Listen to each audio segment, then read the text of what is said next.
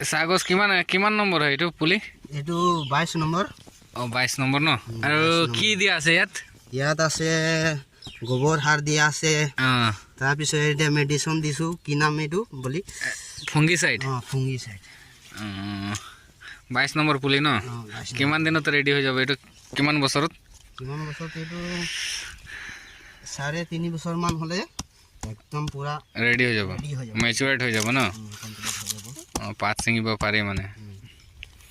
তো এতিয়ালৈকে কেইটা পুলি হৈ গ'ল ৰোৱা? এতিয়ালৈকে যোৱাকালি কেইটা হ'ল, আজি কেইটা হ'ল? যোৱাকালিতো বেছি হোৱাই নাই, এটি 100 মান ৰুইছিলোঁ। আজি আকৌ 150 লৈ আনিছোঁ। 150টা শেষ হ'ব না? শেষটো হ'ব লাগিব, টাইম শেষ নহ'লেতো কেনেকুৱা চলিব। নামটো কি তোমাৰ? মোৰ নামটোতো শ্ৰীকৃষ্ণ গোৱালা হয়। শ্ৰীকৃষ্ণ গোৱালা না, ভাল নাম দেই। এই প্ৰভুৰ নাম পাইছে দে, ভগৱানৰ নাম ন? ঠিকে আছে বাৰু।